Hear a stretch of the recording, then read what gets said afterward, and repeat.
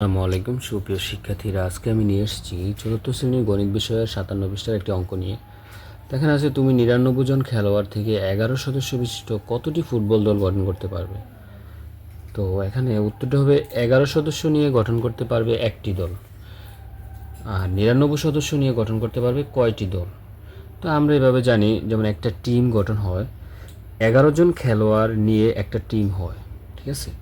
তো 99 জন সদস্য নিয়ে কয়টা দল হবে। তো এখানে আমরা নর্মালি যে ভাগটা জানি, আমরা যদি 11-রে ভাগ দিই, আমরা যদি 99-রে ভাগ দিই, আমরা 11 দ্বারা 99-কে ভাগ দেবো। তো আমরা 11 নাম তো অবশ্যই জানি, যেমন 9, 11, 99, 9, 11, 99। তো এখানে উত্তরটা হবে 9। তার মানে হবে 9টি দল। কয়টি দল? 9টি দল। তাহলে 99 জন সদস্য নিয়ে 9টি দল গঠন করা যাবে। প্রত্যেক টিমে 11 জন সদস্য থাকবে, মানে অর্থাৎ 99 জন সদস্য নিয়ে কয়টি দল গঠন করা যাবে, তার মানে 9টি দল। 99কে আমরা 11 দ্বারা ভাগ করবো, 9, 11, 99। শিক্ষার্থী বন্ধুরা, আশা করি তোমরা বুঝতে পারছো।